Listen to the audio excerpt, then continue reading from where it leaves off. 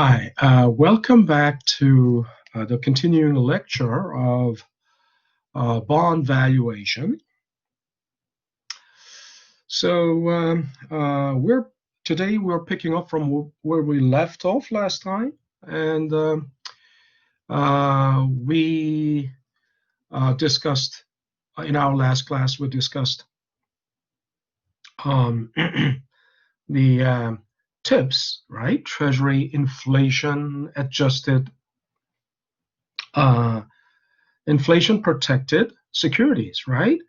So today, then we are discussing the Muni bonds, or municipal bonds.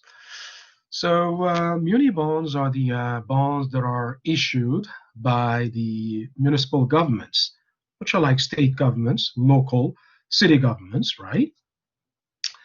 And the Muni bonds are sold because these local governments need to raise capital for infrastructure projects, right? Large infrastructure projects, like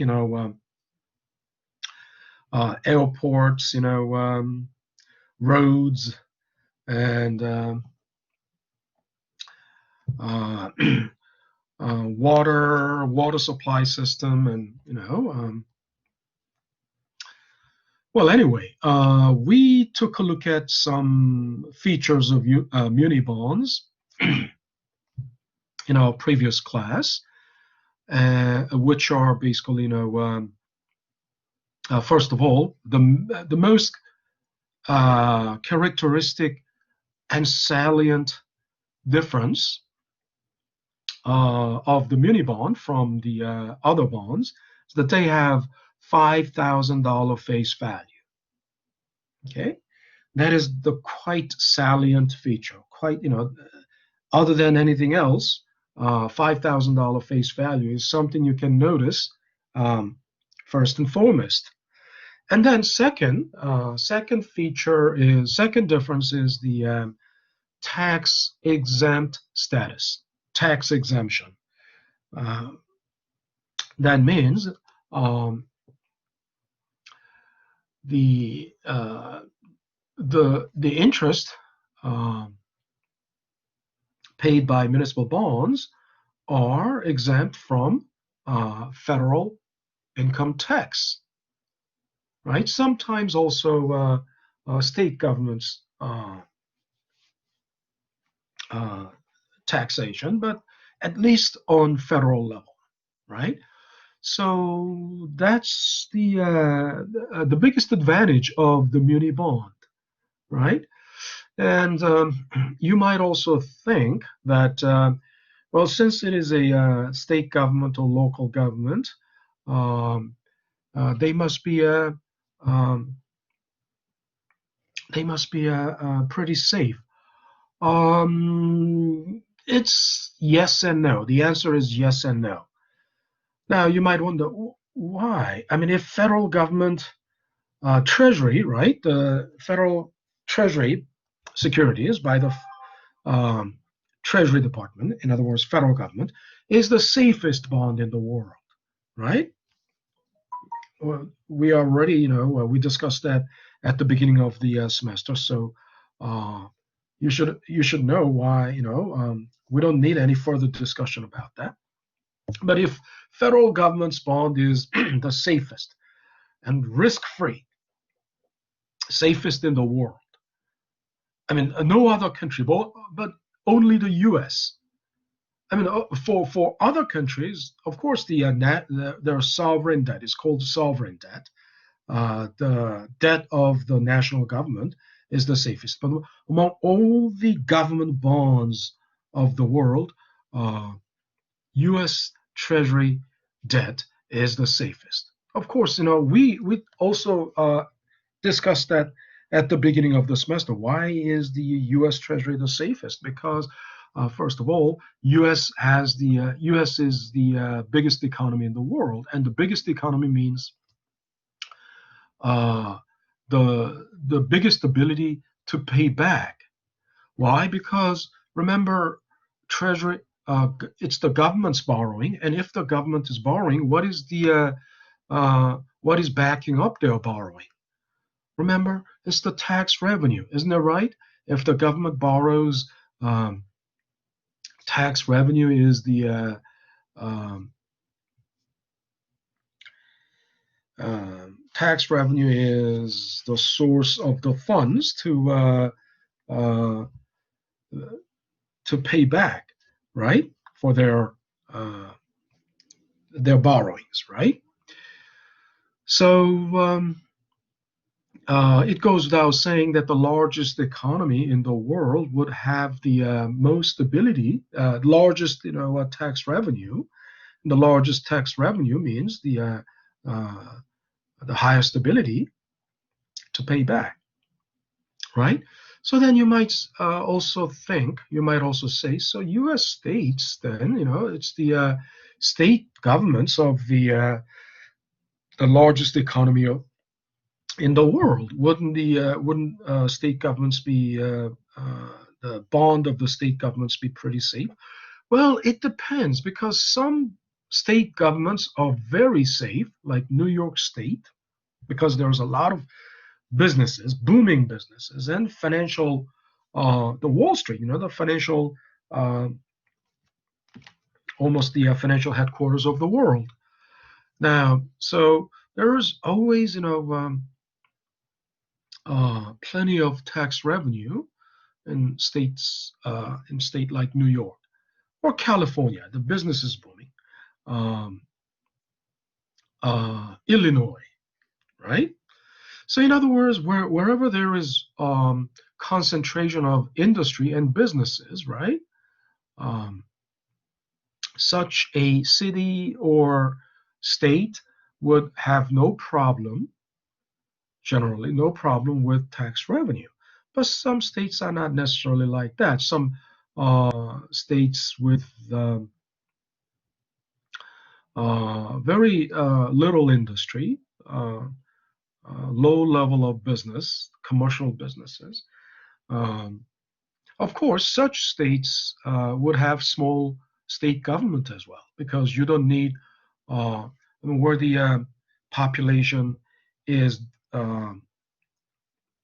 low, population density is low, and the businesses are not concentrated.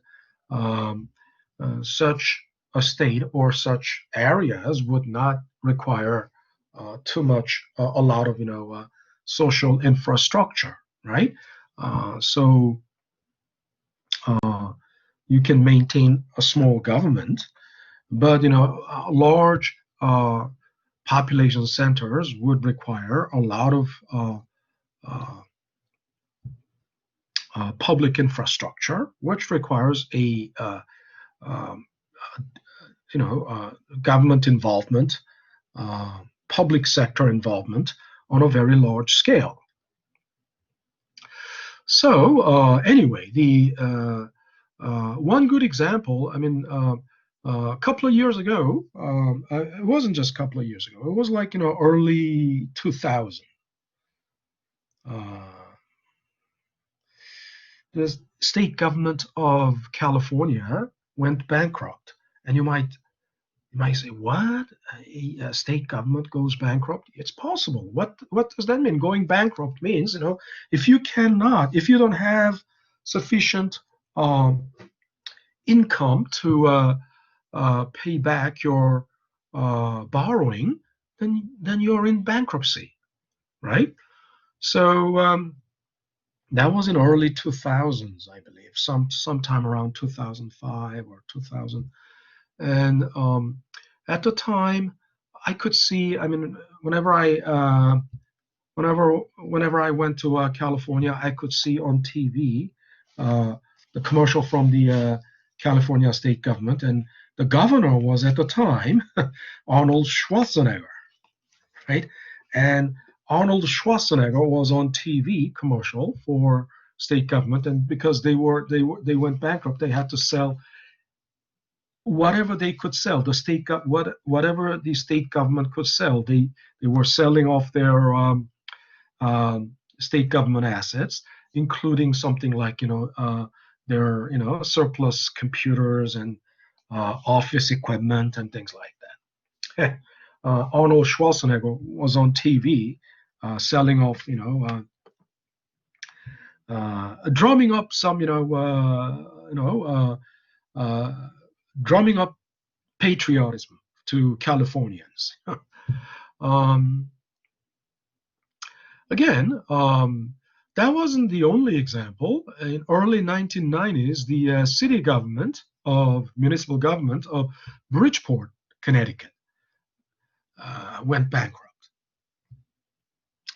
And there's a good reason for the bankrupt. I mean, everything is connected, right? There's an economic reason for that. Why? Because when Bridgeport, before the bankruptcy, Bridgeport, Connecticut was known for shipbuilding. Their major industry was shipbuilding, and they were not only building just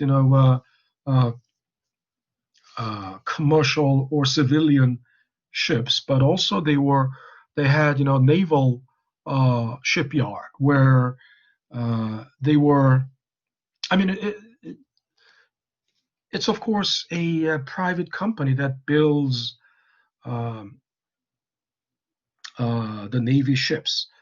And even in the 70s and 80s, I remember Bridgeport, Connecticut was the center of uh, a lot of naval shipbuilding and uh, the submarines, right? Even the Navy submarines, nuclear submarines were built there. But then uh, after the first Desert Storm, right? Desert Storm was, there were two Desert Storms. The first one was in like 1990. And that was, of course, war with Iraq and Saddam Hussein. And Saddam Hussein actually was defeated in the second Desert Storm, not in the first one. In the first one, there was just the truce after, regaining uh, Kuwait and lost grounds. But Saddam Hussein wasn't completely defeated. So that was in 1990, and after 1990, there was a long first Gulf War. There was a long Desert Storm, Gulf War. There was a long period. The entire decade of 1990s was a decade of peace and prosperity because there was no major, conflict, uh, global world scale conflict, and there was um, after regaining, the oil producing regions of, Gulf areas, including Kuwait, right? The oil supply to the world was stabilized. So there was a steady oil supply to U.S. and to the rest of the world. So everything was, going smooth. And during that decade, 1990s, the decade of 1990s, that was a decade of also IT innovation because internet first came about in 1990s. It was 95, actually. I remember it very clearly, 94, 95, why? Because with the prior to 1995, there was only intranet, right?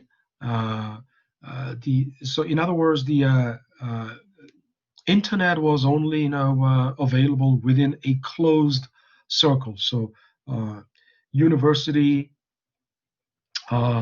faculty, students, administration, or on intranet. So it was just within one university, right? And you have to dial up to connect to it. And then, but after 1995, all these mainframe computers were all connected through internet. So then to use internet, you need you needed a web browser. And the first web browser that came out was Netscape, right? And then Internet Explorer came out. Netscape is now Firefox is the sequel. I mean, it's the uh, posterity of Netscape. Now, um, but then you needed a web browser, and the first web browser, as I said, it was Netscape, and then Internet Explorer.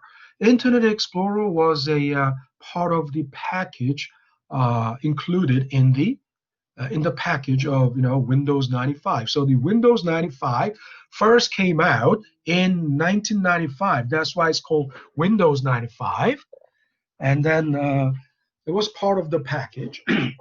And Windows 95 was the first uh, program that allowed graphic user interface, that used graphic. I mean, before that, it was only Macintosh had graphic user interface. In other words, what you can see today, you just click on the icon, move the icon around. You click the icon, and the the program deploys, right? The program gets deployed. All this is a revolutionary thing in the uh, IT, and it didn't come around. It didn't come around until 1995. Okay, prior to that, of course, we used computers, but in those days they were called, 286 machines and 386 machines. And 486 machines were already, in early 1990s, 386 machines were, uh, and then, quite, uh, predominant. And 486, and in around 95 came out Pentium. So 286, 386, 486, that refers to the processors, the speed of the CPU. From Pentium, these days it's on the like gigahertz level, right? Gigahertz is like 1,000 times megahertz. Megahertz is like 1,000 times just hertz, right? A million times just hertz. And in those days 386, that means 386 hertz, not even 386 kilohertz, right? So it's not even 1 megahertz. These days, yeah, most of the CPUs are probably, a CPU speed is like, 2.4 gigahertz at least. So all these things happened uh, in the 1990s, and the economy prospered for the decade, and then in 2001, 9/11, and then another Gulf War, second Desert Storm. Now, but anyway, think about it. During the peacetime, you think everything is good. Yes, in general, the economy is good. Everybody, everything is good. In 1991, I remember still very clearly that I lived in Denver, Colorado at the time, and I was, doing my, going to graduate school in Denver. And then at the time, the gas was like, 87 cents. When the gas was the cheapest, it was 87 cents a gallon. Can you even imagine that? 87 cents a gallon. The cheapest these days, the gas is on average, I mean, uh, if you live in New York City or five boroughs, the gas would be something like at least like $3 per gallon, three something, right? 325, 345. But compare to 87 cents, right? So And how was the gas so cheap? Because the supply of oil, right, was very stable and steady. I mean, there was nothing that would jeopardize or endanger the supply of oil.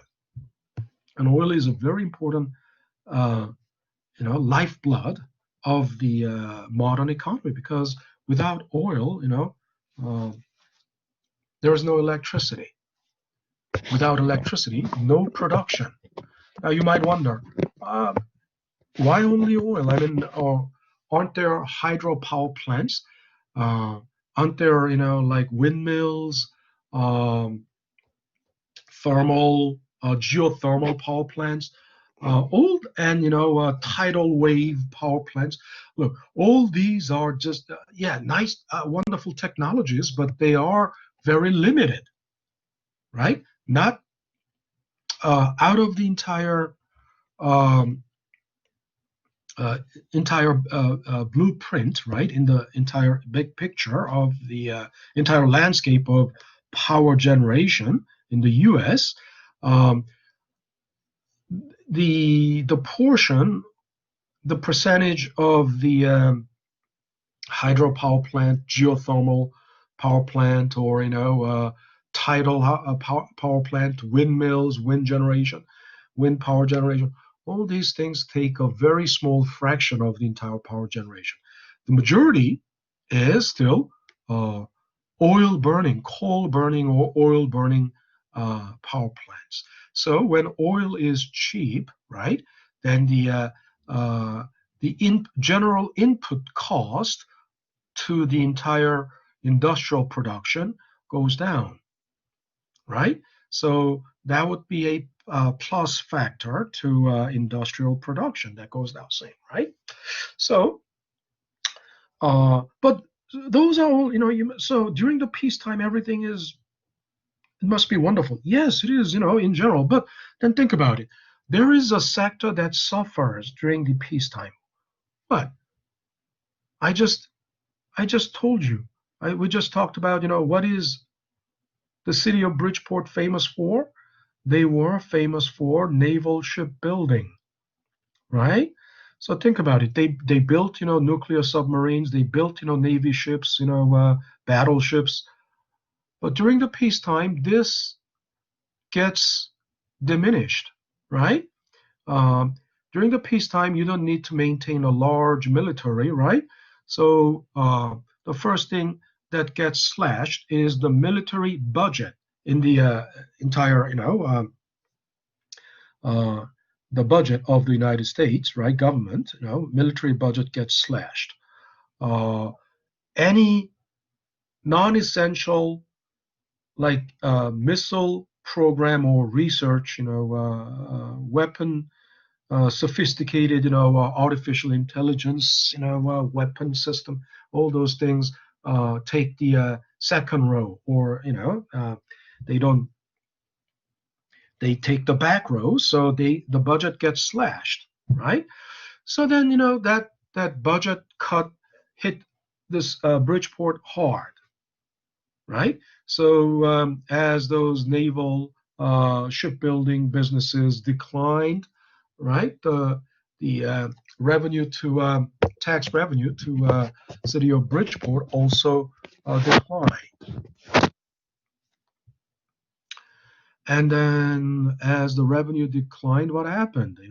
They couldn't pay back the bonds that they sold in the past. So city of Bridgeport went bankrupt, right? And that the residual effect of that bankruptcy was still felt even to the early 2000s, because late 1990s and early 2000s, I was teaching at University of Bridgeport.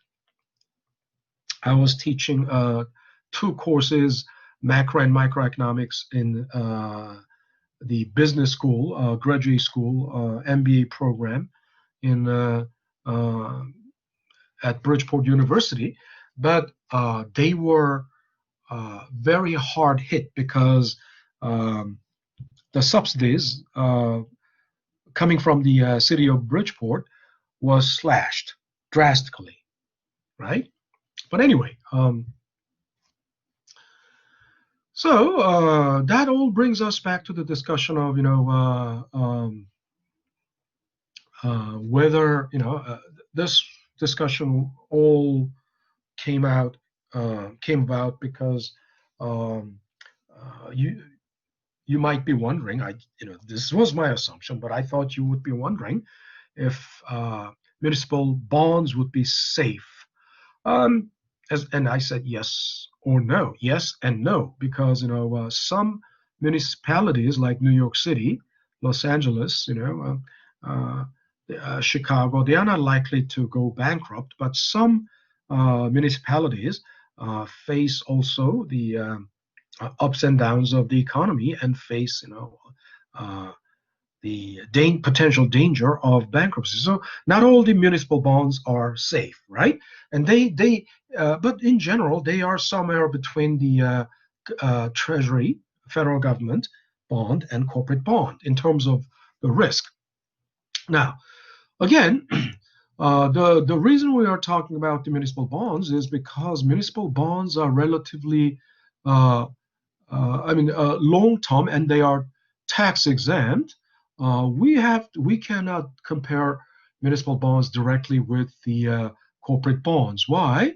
Suppose so let's think about it. If the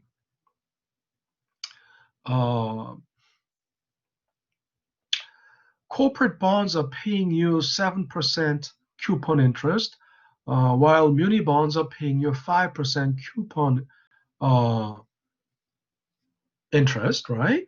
Then you might think, oh, a corporate bond is better because it's paying you 7% interest, while muni bond is paying only 5%. No, you can't jump into a conclusion like that. Why? Because muni bond is tax exempt, which means uh, if you invest both, $100,000 to both corporate bond and muni bond, of course, 5% of that will be, 5,000. 5,000 is tax-free 5,000, right? Tax-free 5%. Whereas, corporate bond, although you receive 7,000, this is not tax-free. It's exempt to tax. So you'll have to compare the after-tax return of the corporate bond. You have to compare it with just 5% return of the muni.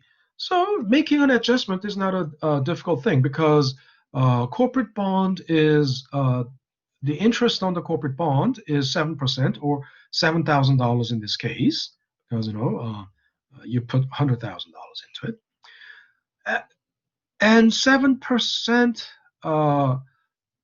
that's 7%. And let's say um, the investor of this bond is in 35% marginal income tax bracket. What is marginal tax rate? That means, suppose you remember we did this in chapter 2. A lot of chapter 2 connect practice problems were about the tax, right? Now, you don't, there are tax brackets, right? There are multiple tax brackets. And your the tax bracket starts from 10%, 15%, and then 24%, 28%, and then 32%. Now 35%, let's say 35% is currently the top tax rate, and to get to 35%, your taxable income has to be very high. But the point is, if your marginal, suppose the tax bracket for 32% is the income bracket of between $80,000 to $100,000, right? The taxable income, right? So if your taxable income is like 105,000 dollars, $100,005. If your taxable income is 105,000, what does that mean? You go through every tax bracket, right? For the first $20,000, you go through 10%, and then between the bracket for the income range between that bracket, like 20,001 through like 40,000, right? Well, that portion you pay, 15%, and then $4,001, and up to $70,000, 40,001, and up to $70,000. For that portion, for that bracket, you pay, uh, uh, 18% or 25% or so. So you go through all these brackets, and between 80,000 and $101 and $100,000, then you pay, let's say, 32% for that bracket, or for that portion of your income, taxable income, not the gross income, but the taxable income. So if your taxable income is $100,005,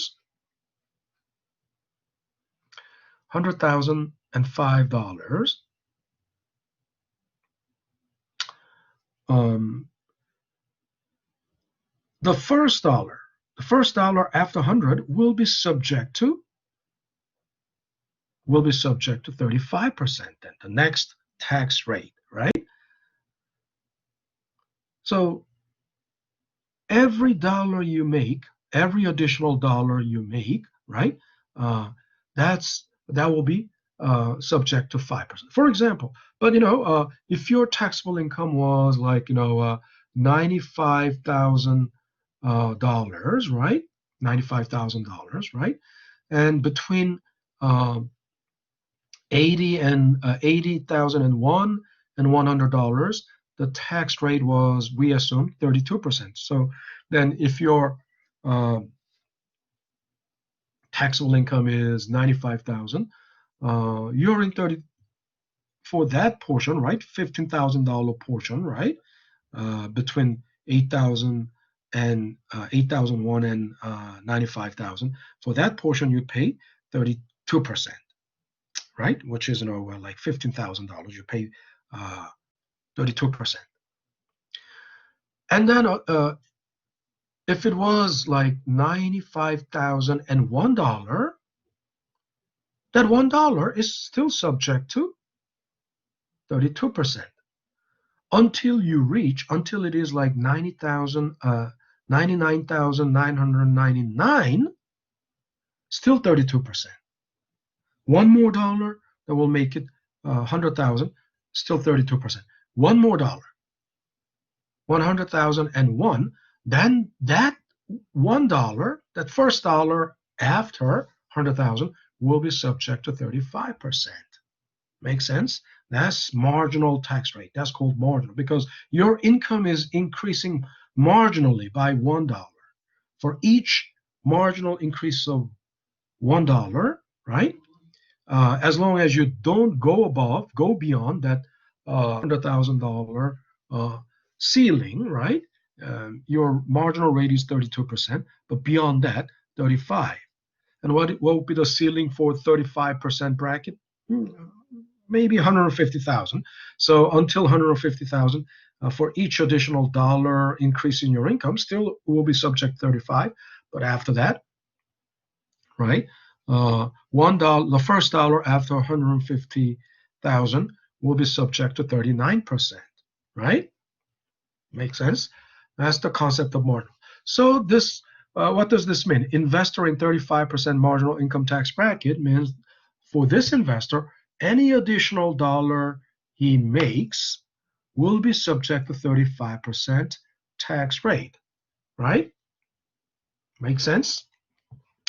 So then think about it. How do we make adjustment to this $7,000? Because out of this $7,000, 35% will be taxed, right? So what is left will be just 65%, which is 1 minus tax rate, and times 7,000 will come to 4,550. Or in percentage, its effective tax rate comes to 4.55%, right? After tax, right? Tax rate would come to 4.55, right? Percent. So you have to compare it like this. You cannot compare 7 directly with 5%, right? The after tax, right? After tax return, which is 4.55%, must be compared with Muni bond return of 5%. So if that's the case, which one is better? Muni bond is a better option for you, right? So this is how you would make that adjustment, right?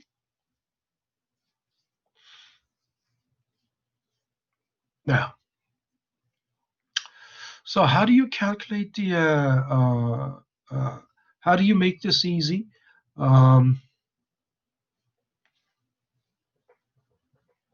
Somehow I have this feeling that I already talked about this.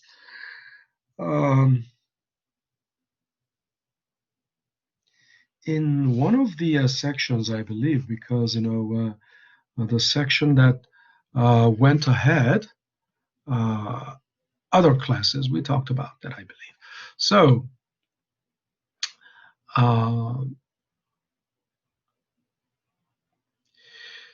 equivalent tax yield means, this is the corporate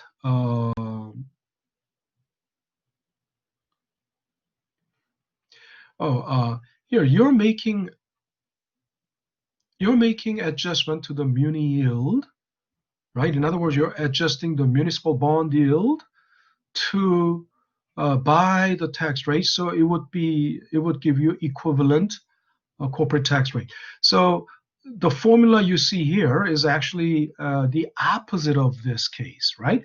We made adjustment to the corporate bond to make it equivalent to muni yield, but here muni yield is adjusted to make it equivalent to corporate yield. So in other words, it's simply like this. Let me show you. Let me switch to the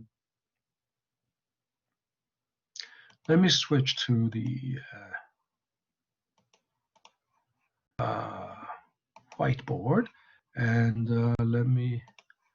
Okay.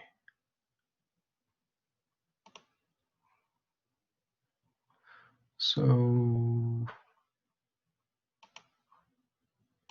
okay, I'm sure you can see the whiteboard. So,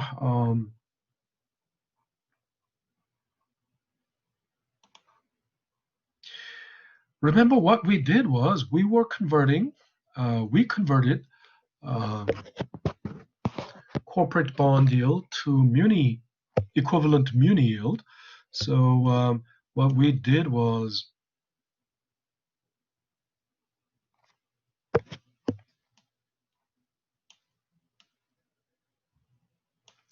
this is the corporate bond coupon rate, right? Corporate bond interest rate. And you multiply it by 1 minus tax rate, that's corporate tax rate. Then it would be equivalent muni yield.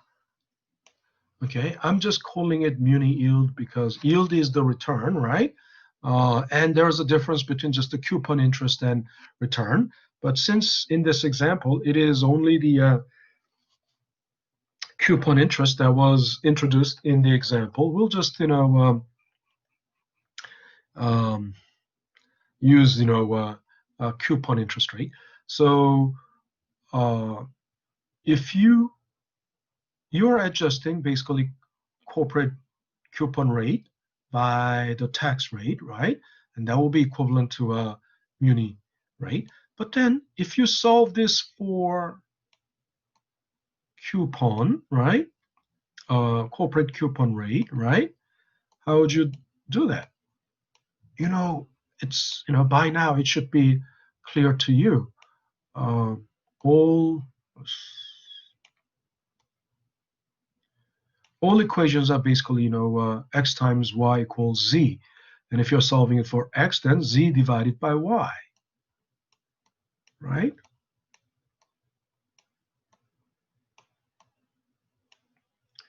One minus tau, Greek character tau for tax rate, tau c, right? Makes sense? So this is what was used in the example. But this was the formula given.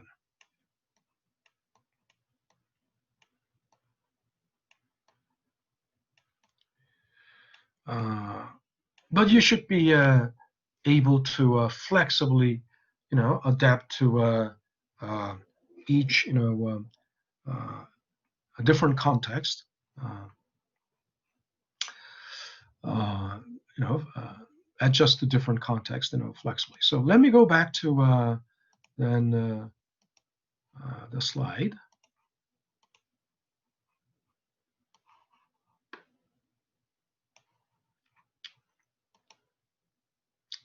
So we talked about that. It's not really same thing. Now, so we just a quick review of bond terminology.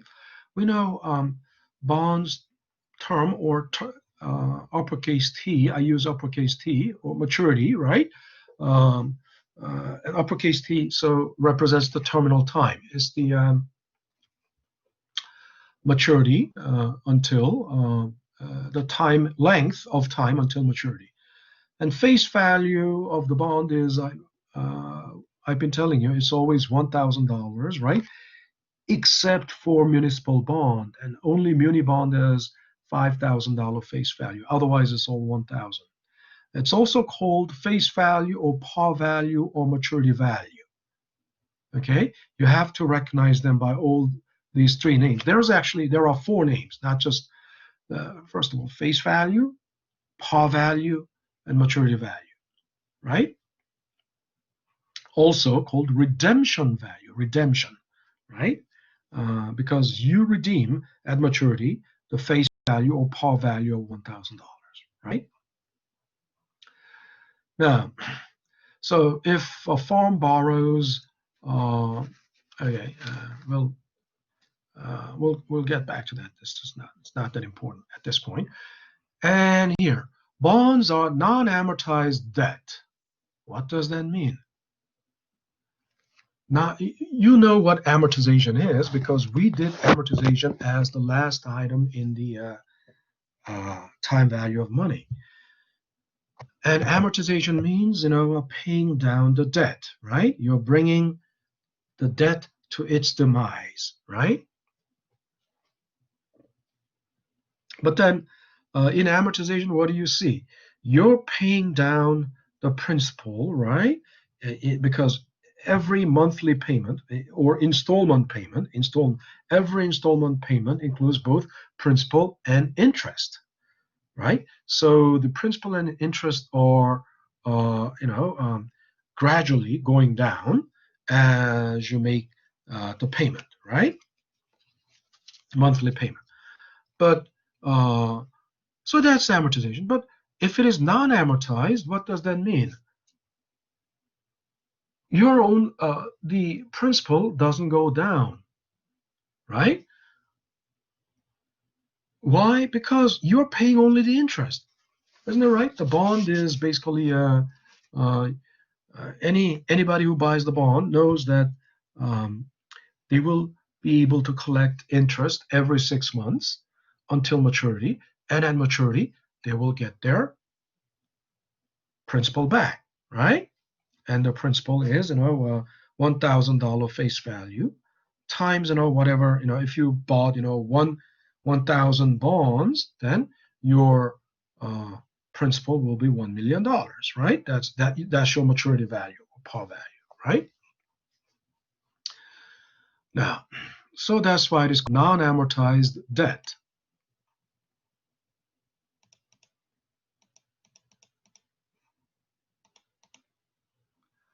And the coupon rate, of course, that's the interest rate that the bonds pay. And the name coupon is a holdover from the past, okay, when bonds were actually issued. Nowadays, so this is the terminology used in until like 1950s or 60s, right? So let me give you, let me quickly go back to,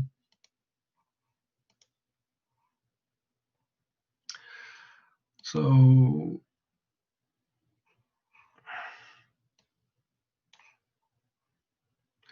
I don't know if you can, yeah, let's go to the lecture notes.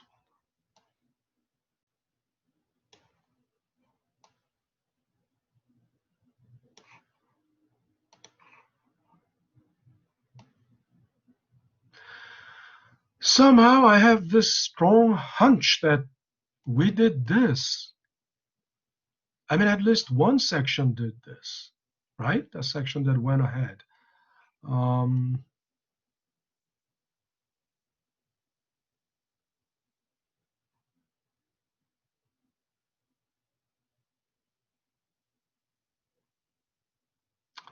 And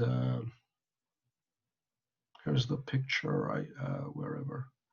Where's the? I'm sure I have this somewhere.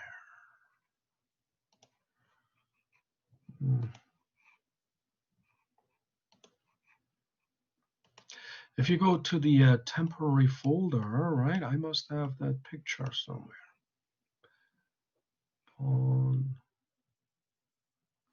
Maybe not. Oh. Okay, but then, without further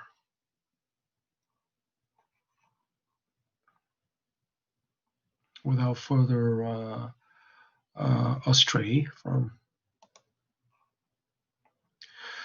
So in the old days, right, the bonds came with the coupon. Coupons were like, small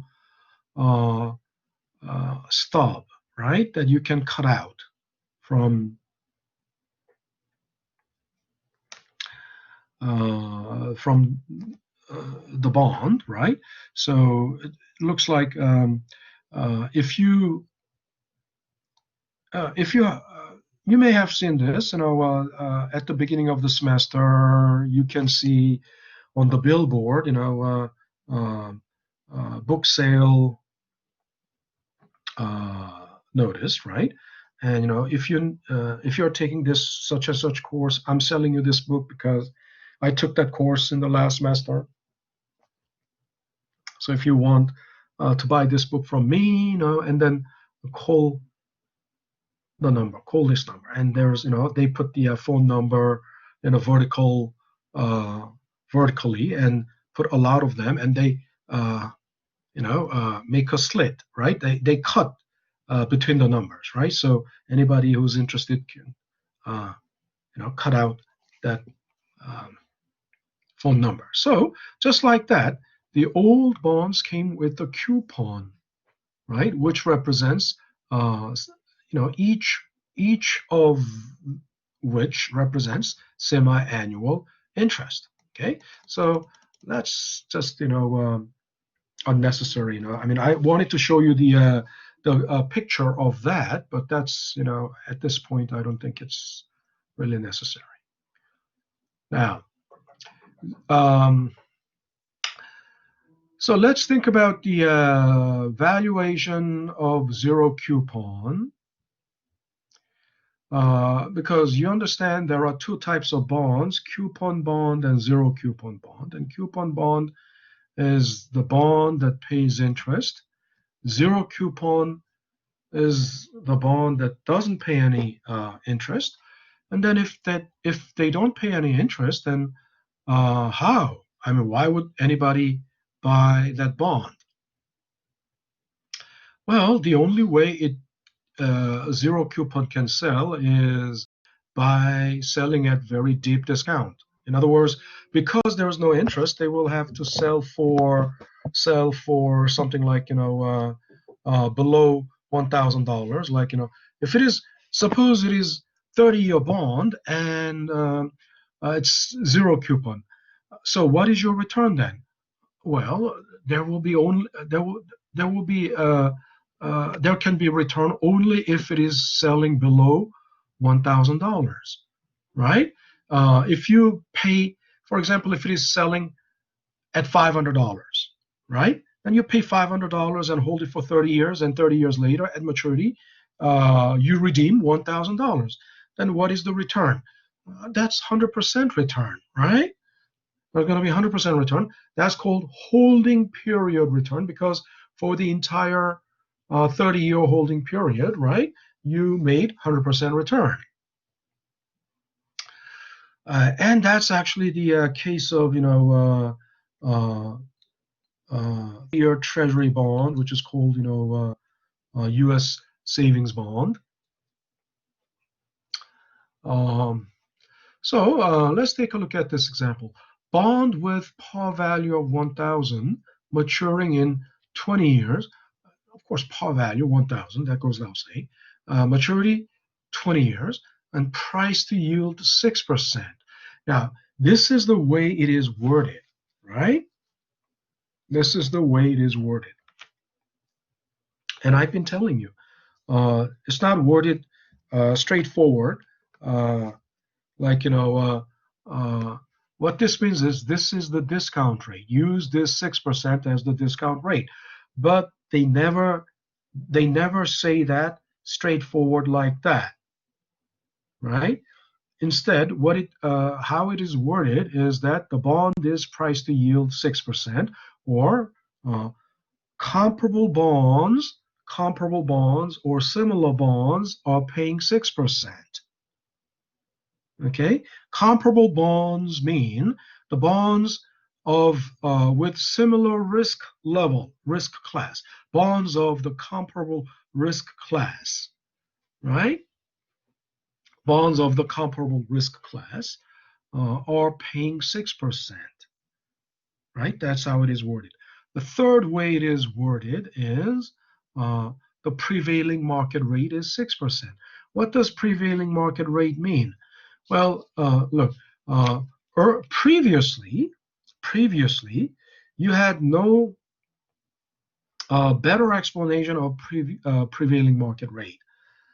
Prevailing market rate simply means, what is the average going rate, average rate in the market. But then, average cannot be the average of everything. Why? It becomes meaningless. Why?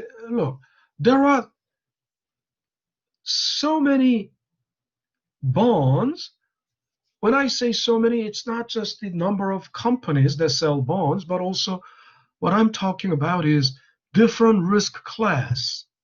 You understand? I've been telling you over and over, bonds are classified by their risk, as triple A, double A, single A, triple B, double B, single B, triple C, and double C, and so on, right? In other words, those are risk ratings. Triple A is, of course, the highest quality, very low risk, right? And the triple B and above are investment risk. And below triple B, double B and so on, double B, single B, they are becoming, they are not investment grade. They are called, only triple B and above are investment grade.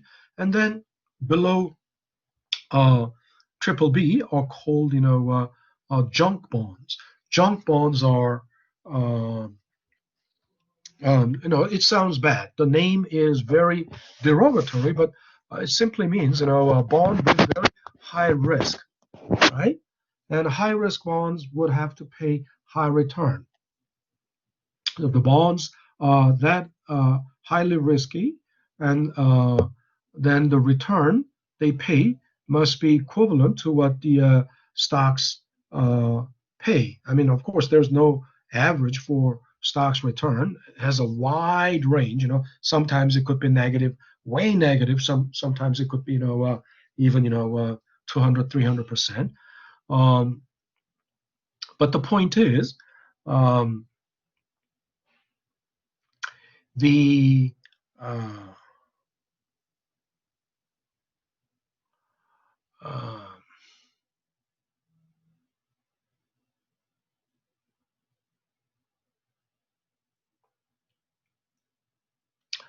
uh, below triple B is risky bond, right? And with higher risk, uh, there's a chance for higher return, right? Of course, like double B, single B sometimes are called fallen angels. Fallen angels, right? They fell out of grace, fallen angels. Because if they were below triple B, I mean, previously they were like triple B and above, but then they've fallen from that sky, so they are called fallen angels. That term came up more often these days than before. But anyway,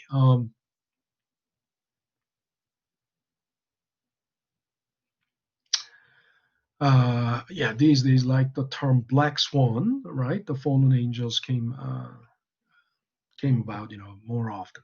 Now, so how much should this be priced? I mean, the bond that uh, has zero coupon, in other words, that pays no interest, maturing in 20 years, right, with the face value of 1,000. If the discount rate is 6%, what should be the price? Well, it already gave you the price. It might be purchased for about 306. Now, it says the wording is it might be purchased for about 306. Why? Because that is the rational price. This is the price that it should be. This is the price. This is called intrinsic value, right? Rational price or intrinsic value or fair value, meaning based on this 6% discount rate with 20 years left, this bond is more likely. This is a rationally expected price, but in reality, the market price may be different from this. Market price could be higher or lower than that. That's why it says it might be purchased, right? So then let's see how we got to 306. Now think about it. Isn't this is a straightforward present value problem, isn't that right? This is a straightforward present value problem. Why? Because this is the future value, time 20 years, right? Discount rate 6%, right? So and then what is the question? So what is the present value of this future $1,000? Isn't that right? That's simply what it's asking. So then, all I need to do is then 1,000 over 1 plus 6%, so 1.06 raised to 20. That's what I should do. Yes, you're right, but with a slight variation. Why? First of all, uh, take a look at this. You're finding a present value. That's correct. Future value over 1 plus I. But then why is it 1.03? Wasn't it 1.06? And why is it 40? Wasn't it 20 years? Now, let me remind you, what is the frequency of bonds interest? How often do they pay interest? Huh? Semi-annual. Remember that? Every 6 months. Semi-annual. And you might wonder, but this is a zero coupon bond. It's not paying any interest. That's right, it's not paying any interest. But if this was a coupon bond, it would follow exactly that semi-annual timeline. Make sense? It's going to be on a semi-annual schedule. So you have to make it consistent. I mean, although this is zero coupon bond, right? You would have to make it consistent with uh, the coupon bond schedule, right? So that's why it is 3%, and this means 40 semesters. And then you come to 306.56. Okay, so this is the intrinsic value of this zero coupon bond. And then the difference. So the difference between the face value and the fair value or rational price or intrinsic value, that's called bond discount. Bond discount, right? Selling uh, at this discount, right? All right, so that's zero coupon bond valuation, which is quite straightforward and easy to understand. What about then coupon bond? So let's take a look at this example. A bond has 10 years to maturity, a par value of $1,000, the coupon rate of 10%. What cash flows are expected from the bond? Look, there is one thing missing. I mean, why?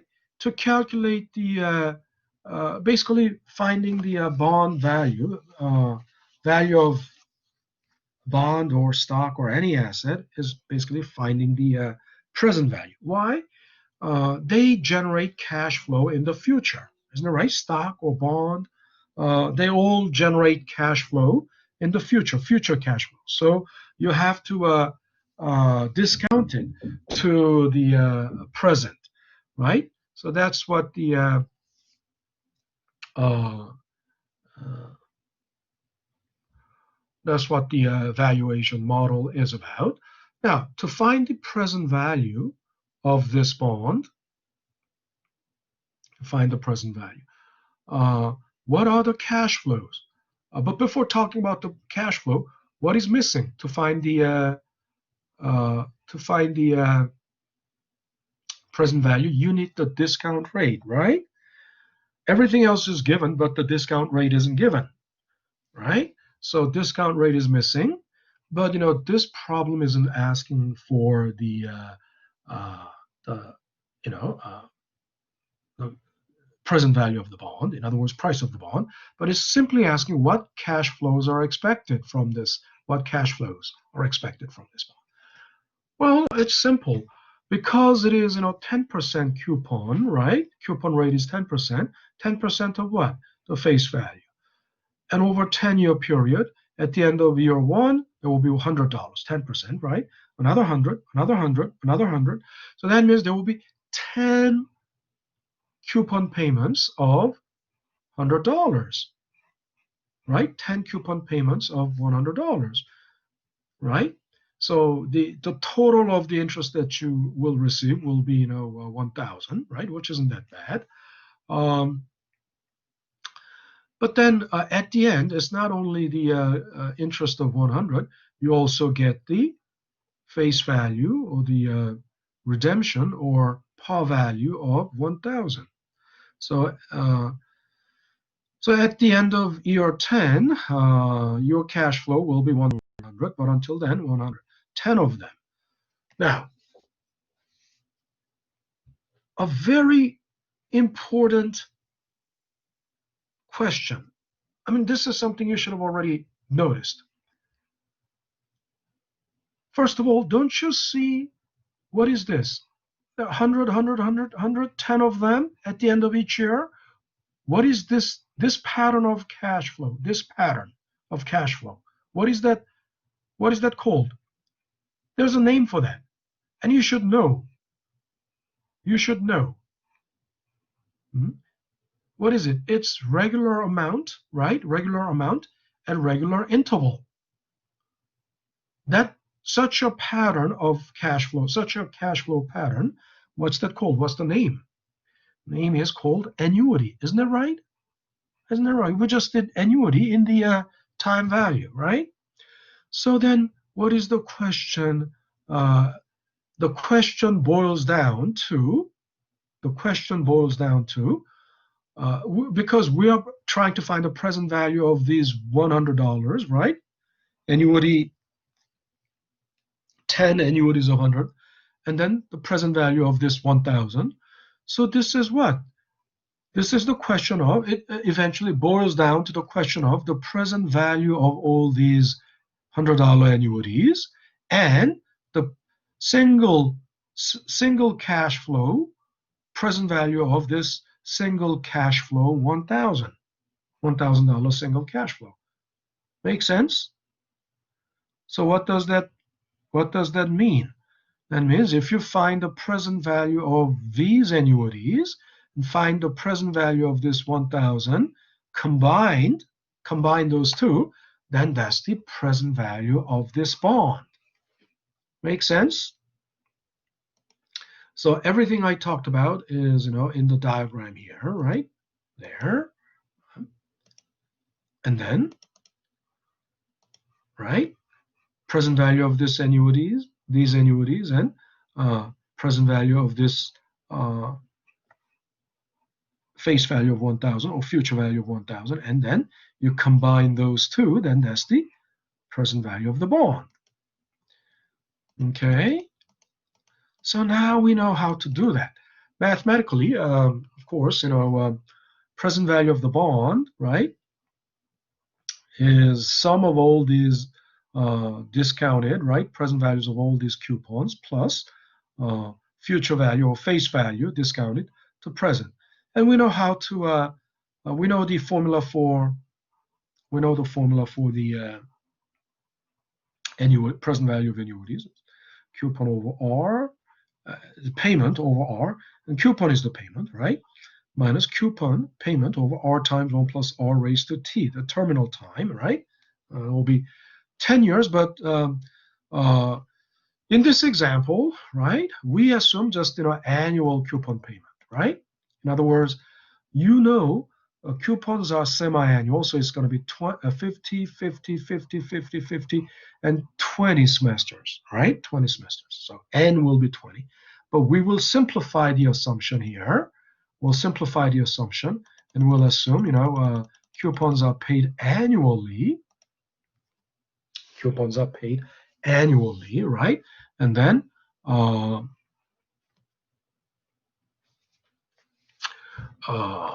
coupons are paid annually, and we will, so our timeline is, our N is 10, right? And discount rate wasn't given because, the problem was just an example to think about the model, right? So if we go to an actual example, let's go to an actual example here. Consider a 20-year bond with 7% coupon rate. If discount rate is 6% annually, okay, now here we have timeline, 7% coupon, and we have a discount rate. And once again, I've been telling you, this is a very rare example because they never tell you straightforward that this is the discount rate. Either the wording will be the prevailing market rate is 6%, the bond is priced to yield 6%, or the similar bonds are paying 6%. Those are the ways it is worded. It's never worded like this. It's not saying straightforward, that discount rate is something. Then again, you have to remember that although they gave you annual, all the rates are basically annual, right? But you must remember that the bonds are semi-annual. Bond coupon interest is semi-annual. So your timeline will look like this. It's 20 years, but there are 40 semesters, right? 40 semesters, right? And then coupon payment, $70 annual, right? Annually $70, but every 6 months it would be 35. Makes sense? 35. And then discount rate will be it's 6% annual, so semi-annual 3%. right? And you plug in those numbers there. And this is, I don't like to do it this way because this makes it look more complicated, but you will know it's very simple. This is exactly this. Just put it in a complex way. Why? Think about it. You're dividing something by 3%. So what does that mean? You will need to multiply it all back up here, right? So in other words, um, this will become 1 over zero point zero 0.03, and this will become 1 over zero point zero 0.03 times 1 plus 0.03, right, raised to 40, right? So it's, and then coupon, so it's going to be 35 over zero point zero 0.03, 35 times 35 over 1.03 raised to 40. So it's exactly this formula, right? And then it comes to, so the value, present value of all these coupon payments are 809. And then the present value of this 1,000 is just 306, right? So in other words, most of the coupon bonds value is derived from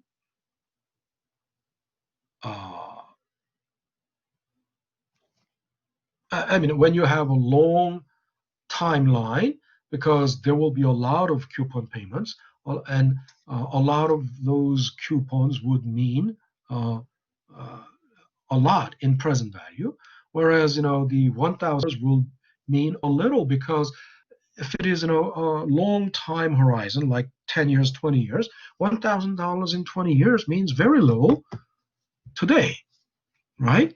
But we come to the conclusion that this bond is 1,001, its present value is $1,115.57, which is actually as called intrinsic value, intrinsic or rational price or fair value, right? As opposed to what? As opposed to the market value, market price, as opposed to market price. Why? I told you market price can be slightly off. Market price is most of the times in the short run slightly off this intrinsic value because it's determined by demand and supply, and demand and supply cannot be exactly always. Demand and supply situation cannot be exactly matching. The demand and price determined by demand and supply may not always match this. Okay. All right, so that's it for today. That's our lecture for today. And I'll see you guys in the next class. Thanks for watching, and end of video.